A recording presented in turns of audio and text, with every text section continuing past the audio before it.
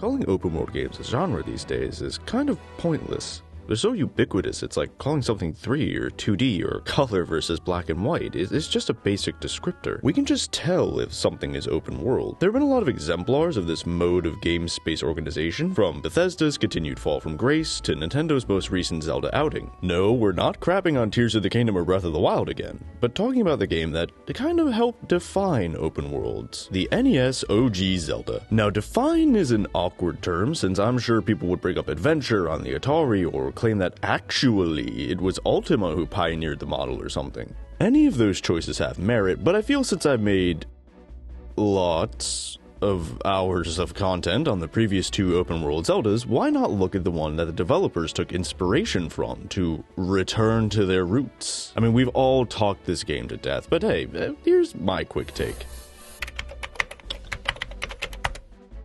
But before we go any further, I want to say, I'm going to try to go through the rest of my videos without mentioning Breath of the Wild or Tears of the Kingdom. I'm divorced from those games. I've made my points. We're in a new era. Also, sorry if my audio sounds a little bit different. I had to do an entirely new home sound studio setup, so yeah. So let's get into it. And let's start with, well, the game start, where you're dropped into this open world with no explanation. Just pick your name and good luck. You might even miss one of the most enduring lines in all of gaming. What a start, what a hook, what a way to spark exploration. Now stop right there, because today, yes, that is what you get. But sit on the menu screen for a moment, you overstimulated zoomer you. You'll see a little text box scroll by to give you some context, the names of the items, and a certain final note. Look up the manual.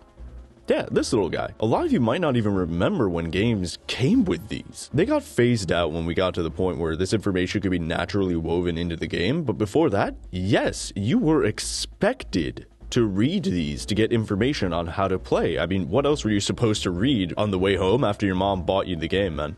The manual even says anyone stuck should read this. It's more like reading the rules to a board game than anything else back when. Can't play Clue without knowing the rules, right? It's just a bunch of random pieces without it.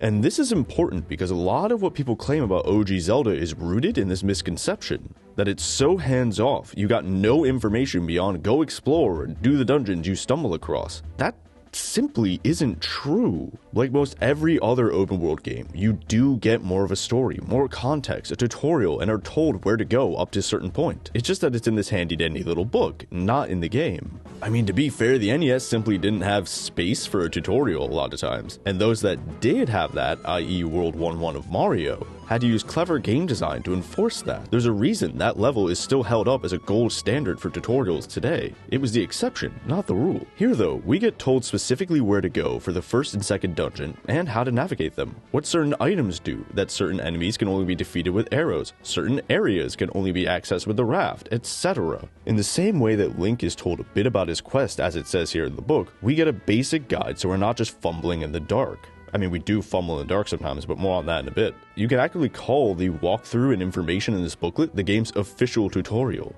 Yes, we're told to explore and there are lots of secrets you need to find, but basically the only time OG Zelda is some mythical plopped into an open world with no direction is if you're playing on an emulator and charge in because you don't have the original manual as was intended.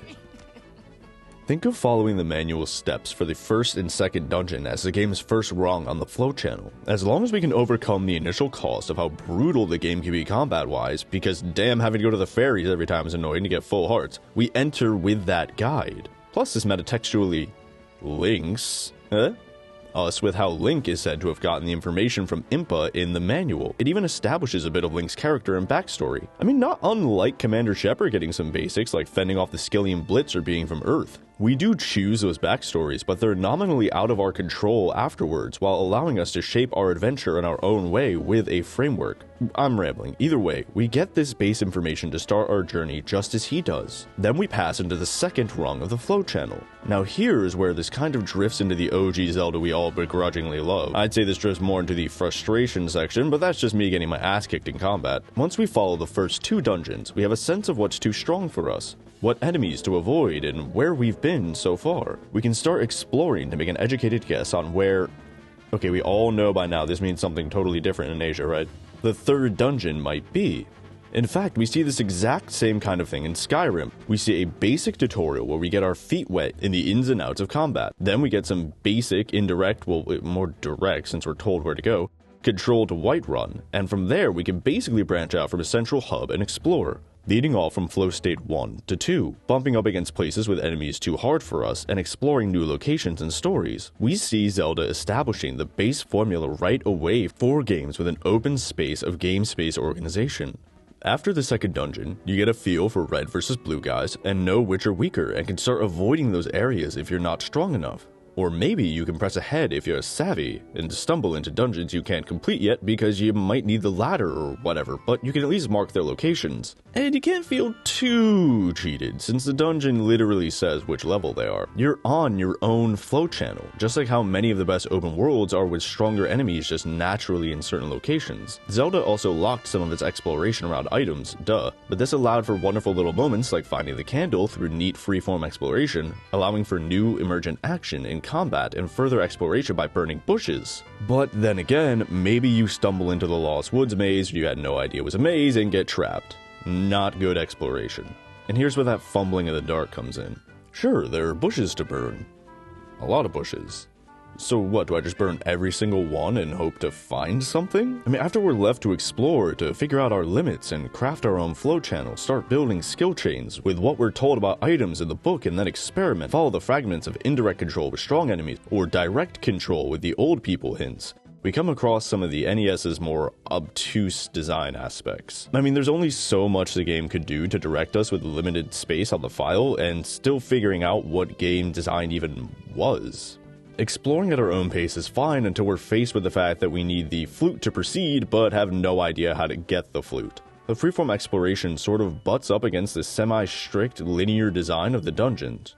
Some you can do out of order, like doing dungeon 6 before 5, but you can't do some of them without the raft or stepladder. It becomes less being directed by indirect control, having hard areas pushing the player to unexplored easier spots, and more just hoping to stumble across what you're supposed to do next. Unless you find the right hint people by stumbling across them, and even then they may not tell you the way forward in the dungeon progression and just direct you to helpful upgrades, which is nice but doesn't change the fact that you're still stuck. So it might say, hey, check out the old man in the grave. Okay, which grave? Where? What old man? Which grave?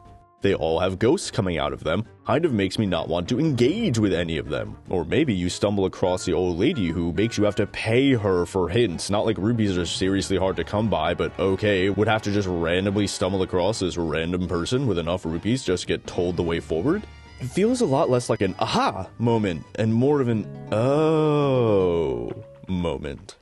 Okay, it's kind of hard to articulate when a game goes from rewarding exploration to just being obtuse, which is a shame because that's kind of my freaking job here. So let's ask the experts. I think the best example is something called an arbitrary event in Play-Centric.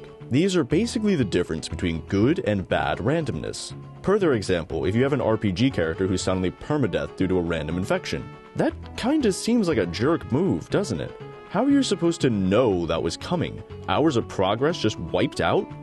Dude, some games can use these events well, and randomness keeps games spicy to help prevent us from devolving into stagnation in a dominant strategy. Here though, exploration could just sort of devolve into stumbling around, hoping to randomly come across what you need, the arbitrary event. Rather than this random exploration keep us from stagnating, we hit an insurmountable obstacle and stagnate on the flow channel and aren't improving our exploration. I get this was kind of the point, to push us to explore every nook and cranny, and it's inevitable that you can't plan for every player to not get stuck at some point. And sometimes this leads to fun adventures of stumbling across new things. Other times it means you smack into roadblocks of dungeons you can't do yet. Sometimes this leads to a natural flow channel. Other times it makes you feel like the game has structure it just refuses to tell you with a perverse glee. Let's be honest, don't lie, you had to look up what to do at least once in this game.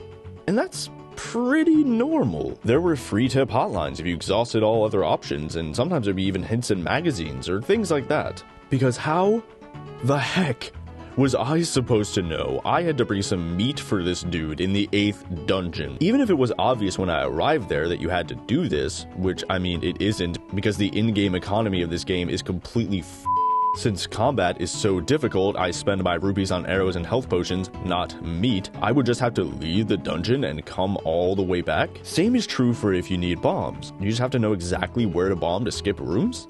I mean, you can kinda guess based on pictures in the guidebook, but that's not always 100%, and bombs can be hard to come by. And that can be fine, but when it means you have to restart the whole dungeon, it just becomes a tedious, busy work to run through the motions again since you know what to do. Again, an oh, rather than aha moment. And speaking of dungeons, yeah, they're all following basic lock and key level design.